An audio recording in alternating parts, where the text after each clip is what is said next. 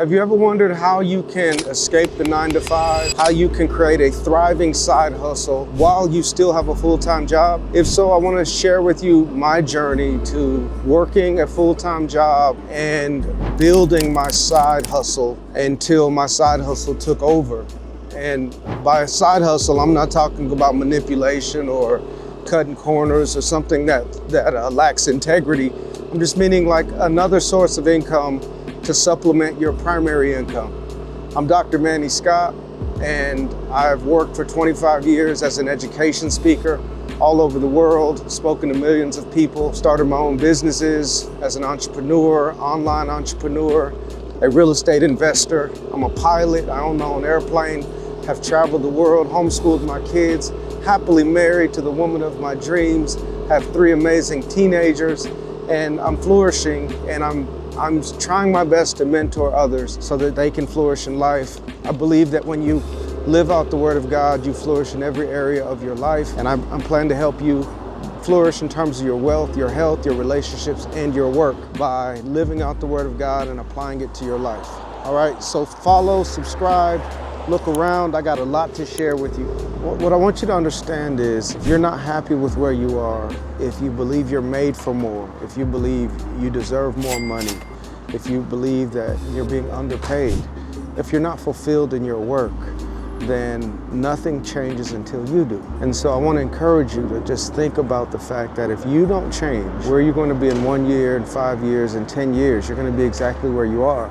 And if you're not happy right now, then you need to begin taking steps to get to where you want to be, to get to where you can find fulfillment and meaning in your work, where you can make not only an impact, but an income. And to do that, usually you don't want to just quit your job and just start from scratch, cold turkey with no savings. No, it's ideally you have a job that's paying your bills, that's covering your expenses. Once you have established that, once you've established like your steady income, now you need to begin looking at, okay, what else can I do?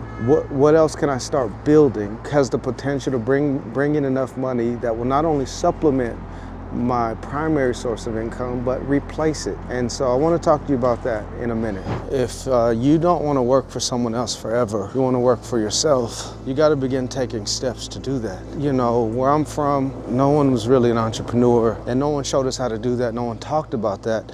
We were all trained to just go to school, get a good job, and grow old and retire, get a plaque, get a clock, whatever they give you for your 20, 30 years of loyalty. The world has changed, and most companies aren't loyal like that. Like, you gotta look out for yourself in terms of your future security, and you don't wanna entrust your future to somebody else. You don't want your livelihood to depend on someone else who could like ruin and change your entire life. I believe that if they can hire you, they can fire you. And so the goal is to work for yourself, become the CEO of you, then contract your services out to other people, and they trade you money for your time and your expertise, ideally, or your products. But you start off working for yourself. You start off finding a way to develop an economic engine where your side hustle, your second income stream, replaces your first one. Ideally, that's what you want, but you don't want to work for someone else forever. And so first, you need to get clear on what else you can do to make money. What else is there a market for that you're good at? What are you good at? What are you passionate about?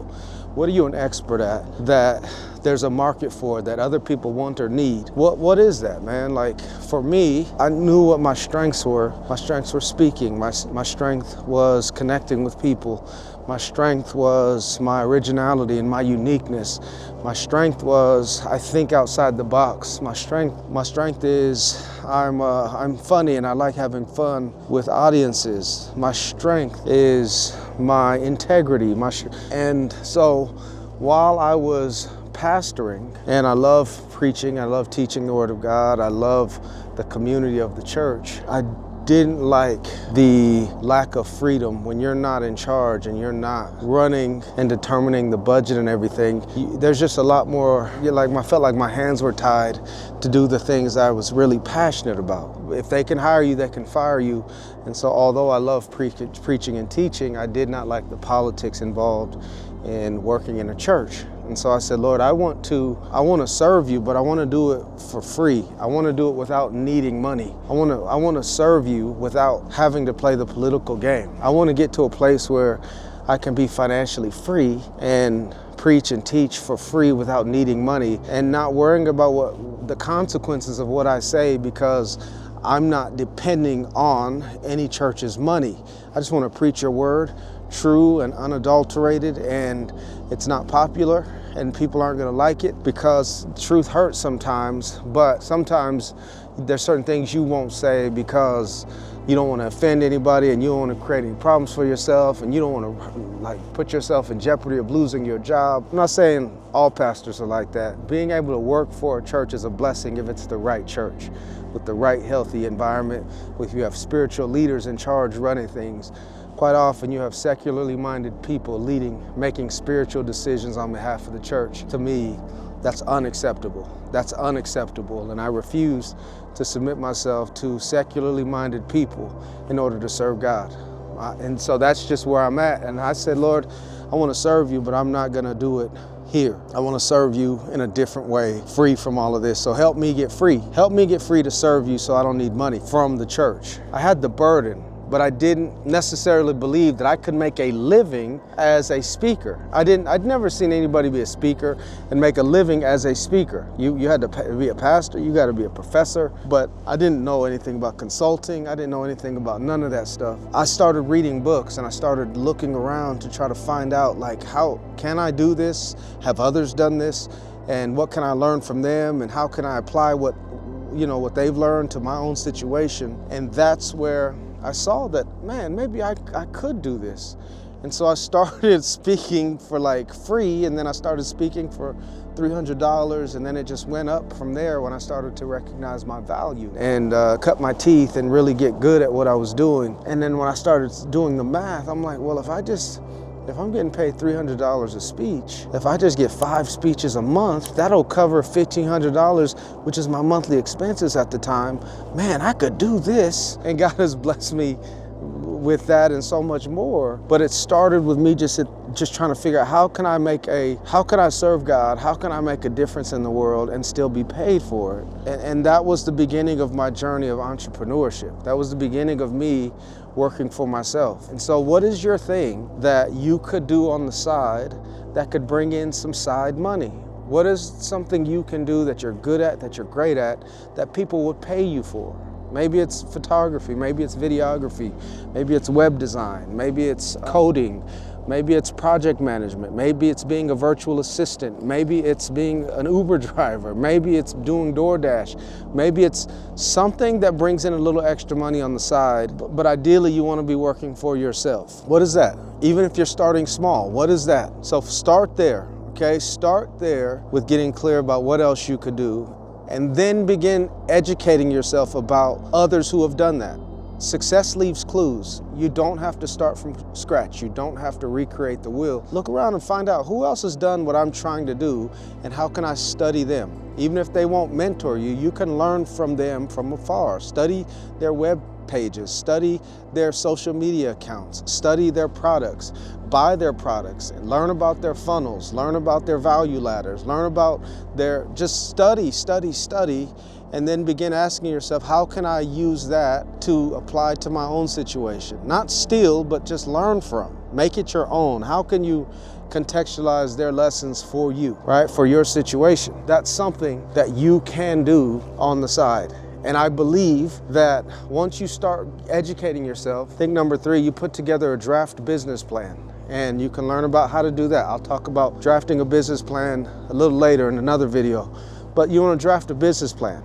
The business plan is clear about your target market and your unique value proposition, the pain points that you're going to help solve, and the products and services you're going to provide, and how much you're going to charge, and how you're going to deliver those things, your value, your products, your services, and how you're going to manage your money.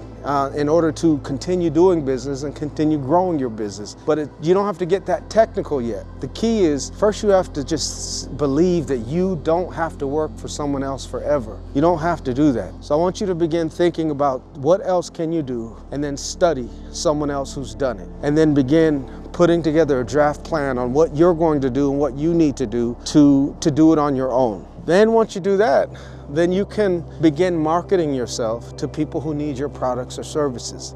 Begin reaching out, whether it's doing fairs, whether it's creating a booth, whether it's creating a website. I think you should create a website. Maybe it's marketing on social media, on Instagram or TikTok, if they don't ban it, or Twitter or YouTube or whatever. But you begin marketing yourself to the people who need your products or services, people who have problems that you can solve, people who have needs that you can meet. Start trying to put yourself in front of them, whatever it is you have, and try to, if everyone's zigging, you should zag. How can you stand out in a crowded world? And so you want to look at the markets. Like maybe there's a need in your community for a certain type of business. Like you just look around and you say to yourself, man, it would be nice if we had X business in this neighborhood. It's thriving in these other cities I've been to. Man, what if I brought one here? What is that for you? Maybe it's a coffee shop. Maybe it's a bookstore. Maybe it's an ice cream shop. Maybe it's a donut shop.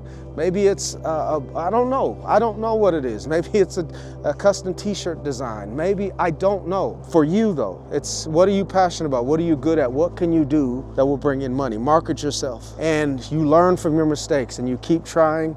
You keep trying, you keep trying, you keep trying, and whatever works, you keep. Whatever doesn't work, you throw away, and you keep trying, you keep learning, you keep growing.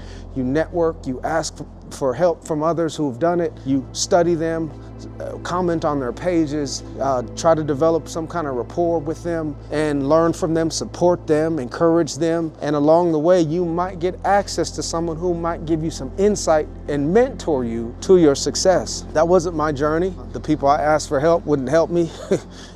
They saw me as competition, they saw me as a threat. And so I had to learn all of this stuff on my own. And by God's grace, I'm a fighter. And I have the grit and the perseverance, and I figured it out. But do that, all right? That's how you create a thriving side hustle while having a full-time job. And once you make about 35% of your full income, 40% of your full income from your side hustle, then that's a key indicator that you might be in a great position to quit your full-time job and devote all of your time and energy to the side hustle. Because if you can make 35% from your side hustle, that's a good indicator that you have proven your concept. You have proof of concept that what you have works. And imagine if you're making 40%, 35% from part-time work, imagine how much more you can make from devoting yourself to it full time. And this, I should have said this, you need to be doing, when you get off of work, don't go home and watch TV and waste your time. Don't go home and just sit there on the couch and veg. Don't waste your evenings. Don't waste your free time. Use that time to educate yourself, to grow your business, to launch your business, to learn more, but do something to get yourself one step closer to activating and actualizing that vision plan, that vision that you've written, that business plan that you've written, to operationalize the plan you've put in place. And now with AI, you can go into ChatGPT or whatever and write your business plan and ask it to help you write your business plan. And you begin to just have a conversation that will help you build out your business plan and fill in some blanks and help you see some of your blind spots and help you see what you need and what it'll take for you to succeed at that. Now you have so many resources online that you can use to help you succeed. You don't have to work for someone else forever. And quite honestly, a lot of robots and technology are replacing humans in many industries. You're seeing it, I know I'm seeing it all over the world. Automation and robots are taking people's jobs. So you need to be thinking, what can I do to make sure I'm gonna be okay and my family's gonna be okay? Don't wait for someone else to do it for you. Don't wait for someone else to secure your financial future. Don't. Schools are closing, businesses are closing, things are hard. So you need to get ahead of this. Get ahead of this before it's too late. Like, subscribe, look around. I'm trying to help people flourish in every area of their lives. I'm Dr. Manny Scott, and I'm gonna watch my son practice.